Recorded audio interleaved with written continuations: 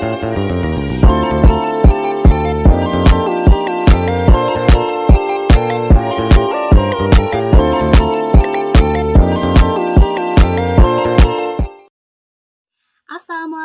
warahmatullahi wabarakatuh. Kembali lagi bersama Ibu Anissa Nurjanah di pembelajaran Bahasa Indonesia. Nah, pada kali ini Ibu akan membahas mengenai, ada yang tahu Ibu di sini akan membahas apa? Tidak ada yang tahu? Nah, pada kali ini Ibu kasih tahu ya, Ibu akan membahas mengenai jenis-jenis puisi.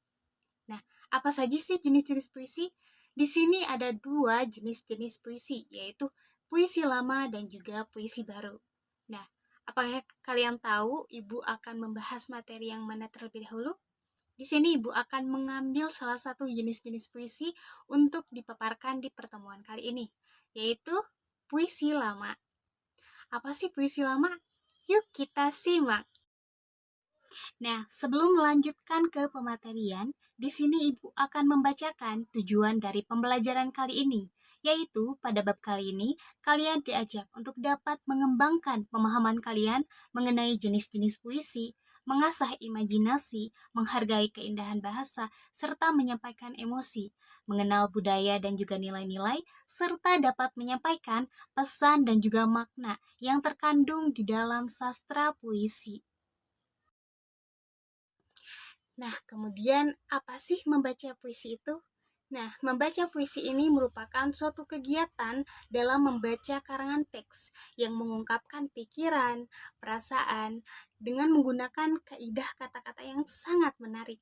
Nah, dalam membaca puisi juga, seseorang dapat menyampaikan rasa kerinduannya, rasa kegelisahannya, atau pengagungan dalam bahasa yang sangat indah dan juga yang sangat menarik. Pada pertemuan kali ini kita akan membahas puisi lama ya.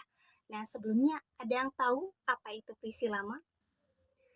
Nah, puisi lama ini merupakan karya sastra yang sudah ada sejak masa lampau. Nah, puisi lama juga memiliki ciri khas dan juga keindahannya tersendiri. Nah, kemudian di sini Ibu akan membahas satu persatu apa saja sih jenis-jenis puisi lama. Nah, di sini sudah terdapat 7 jenis-jenis puisi lama. Yang pertama ada mantra, kemudian yang kedua ada pantun, yang ketiga ada karmina, yang keempat ada selka, yang kelima ada guridam, yang keenam ada syair, dan juga yang ketujuh yaitu talipun. Nah, di sini Ibu akan membahas satu persatu penjelasan dari jenis-jenis puisi lama beserta contohnya. Nah, yang pertama Ibu akan menjelaskan yaitu mantra. Mantra ini merupakan ujaran lisan dengan rima yang sangat ketat. Nah, penyusunan bunyi-bunyinya pun tidak selalu mengedepankan arti. Nah, di sini Ibu ada satu contoh mantra, yaitu gelang-gelang si gali-gali, malukut kepada padi, air susu kerus asalmu jadi, aku sapa tidak berbunyi. Nah, ini merupakan salah satu contoh dari mantra. Tapi pada saat ini, mantra ini sudah jarang digunakan karena mantra ini berhubungan dengan hal-hal yang sangat mistis. Nah, kemudian yang kedua yaitu pantun. Pantun ini merupakan karya sastra yang memiliki bentuk dan juga pola yang tetap. Nah, di sini Ibu ada salah satu contoh pantun yang sering kalian dengar, yaitu berakit-rakit kita ke hulu, berenang-renang kita ke tepian, bersakit-sakit dahulu, bersenang-senang kemudian. Nah, di sini pantunnya itu memiliki bentuk dan juga polanya yang terikat, di mana setiap akhirannya itu sama, tetap sama ya. Jadi itu disebut pantun. Nah, kemudian yang ketiga yaitu karmina. Karmina ini merupakan karya sastra seperti pantun, tetapi isinya ini lebih pendek. Nah, bentuknya yang pendek ini seringkali menyebut bahwa karmina ini sebagai pantun kilat. Nah, di sini Ibu ada satu contoh dari karmina. Ini bentuknya sangat pendek sekali ya, ada 2 kalimat saja. Buah matoa sulit didapat, sudah tua belum juga tobat. Nah, ini juga merupakan salah satu contoh Carmina. Isinya lebih pendek daripada pantun. Kalau pantun kan itu ada 4 jejer ya, 4 kalimat. Nah, kalau Carmina ini cuma ada sedikit, 2 aja. Buah matoa sulit didapat, sudah tua belum juga tobat. Nah, ini lebih pendek sehingga banyak orang yang menyebut Carmina ini sebagai pantun kilat. Nah, yang keempat yaitu seloka. Seloka ini merupakan puisi dengan pola yang sama, yaitu A, A, A, A, yang memiliki sampiran dan juga isi. Nah, di sini Ibu ada satu contoh dari seloka. Candu dibungkus kain palas, makan dia mata bilas. Mandi segan, kerja malas, harta orang hendak digalas. Nah, ini merupakan salah satu contoh seloka di mana polanya sama, yaitu as, as ya. Itu merupakan salah satu contoh dari seloka. Nah, yang kelima yaitu gurindam. Gurindam ini merupakan jenis puisi yang masing-masing baitnya ini terdiri dari 2 baris. Nah, 2 baris ini mempunyai pola yang sama, yaitu A, A, A, A. Nah, biasanya gurindam ini berisikan sebuah nasihat atau petuah. Nah, di sini Ibu ada salah satu contoh dari gurindam. Yang pertama, Ibu akan bacakan, kurang usaha, kurang siasat. Apalah daya, diri malah tersesat. Barang siapa tak peduli sembahyang, macam rumah tiada tiang. Bila suami tak berhenti lurus, istri pun esok semakin kurus. Nah, di sini 2 barisnya itu mempunyai pola yang sama, di mana yang pertama itu berakhiran at ya, siasat dan juga tersesat. Kemudian 2 baris yang kedua yaitu sembahyang dan juga tiang, itu mempunyai pola yang sama. Dan yang ketiga yaitu berhenti lurus dan juga semakin kurus, ini juga mempunyai pola yang sama ya, dimana akhirnya itu us sama ya.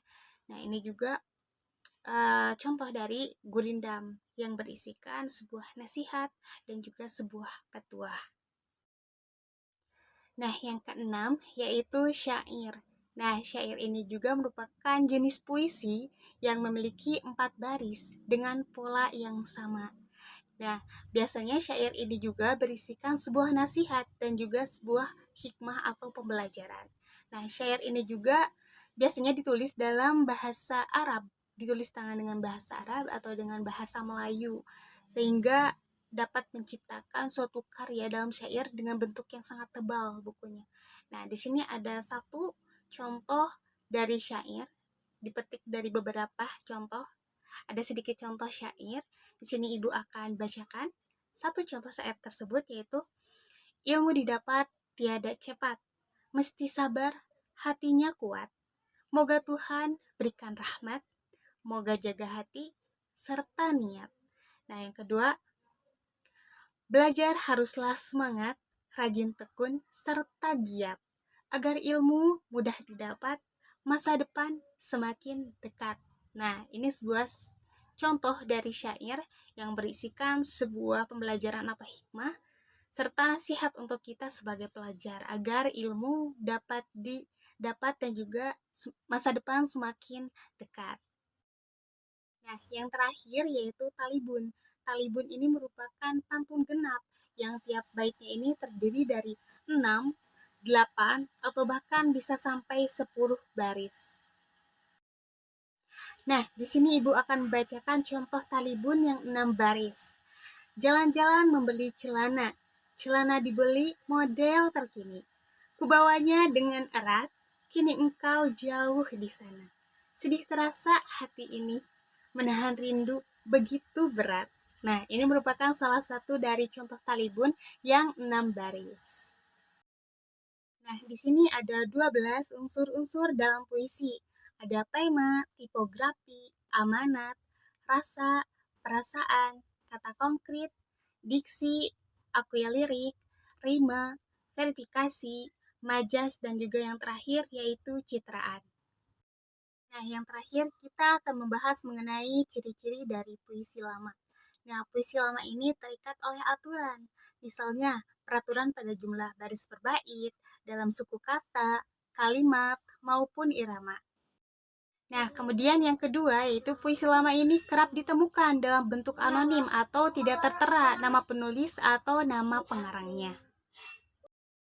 Nah, kemudian yang ketiga yaitu gaya bahasa dalam puisi lama ini cenderung statis atau tetap.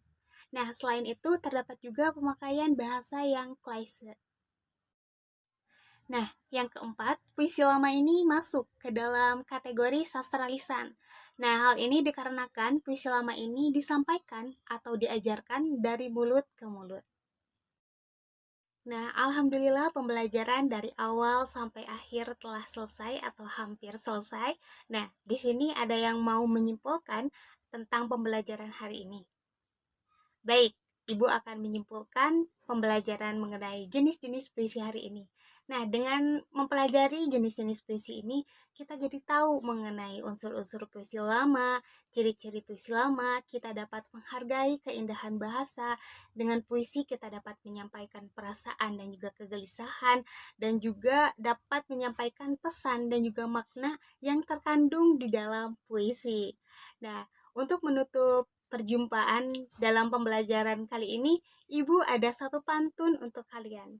Nah, ketika Ibu membacakan pantun, kalian bilang cakep ya, oke? Ibu Hajah pergi mengaji. Pulang-pulang bawa bingkisan. Ibu akhiri pembelajaran hari ini. Terima kasih, semoga pembelajarannya berkesan. Sekian video pembelajaran yang bisa Ibu paparkan, semoga bermanfaat. Wabillahi taufiq wal hidayah. Wassalamualaikum warahmatullahi wabarakatuh.